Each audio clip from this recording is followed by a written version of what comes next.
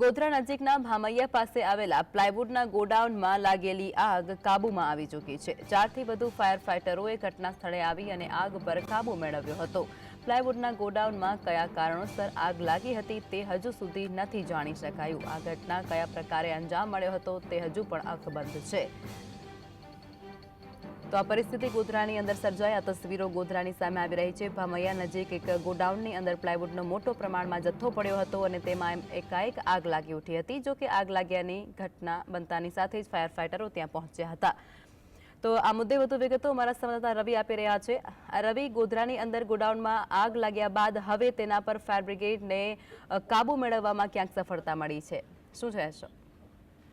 जी रात्रि से मुद्रा भामैया पास प्लायवुड गोडाउन अचानक आग लगता फायर फाइटरों से घटनास्थल पहुंचा था।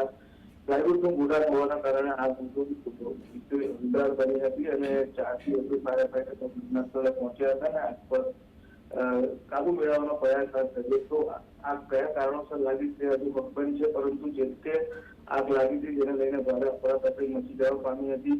जो कि आग लगवानी घटना में कोई जानहानिना समाचार नहीं, परंतु आग जे रीते लागी थी ते जोता फायर विभाग ने काबू मेळवी लीधो छे અને આ મામલે પર હજુ પણ ફાયર વિભાગ આગ બુઝાવવામાં લાગેલું છે।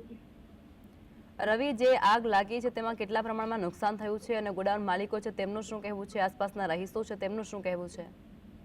આ મામલે તપાસ કરતા આ કયા કારણોસર લાગી તે તો હજી જાણી શકાયું નથી, પરંતુ પ્લાયવુડનો ગોડાઉનમાં જથ્થો વધુ હોવાના કારણે જે ગોડાઉન માલિક છે તેને લાખો રૂપિયાનું નુકસાન પહોંચ્યું હોવાનું જાણવા મળી રહ્યું છે। હજુ પણ ફાયર જે કર્મચારીઓ છે ત્યાં સ્થળ પર જ છે અને આગને જે બુઝાવવાનું કામ કરી રહ્યા છે। જી રવિ, જોડાયા તે બદલ આભાર।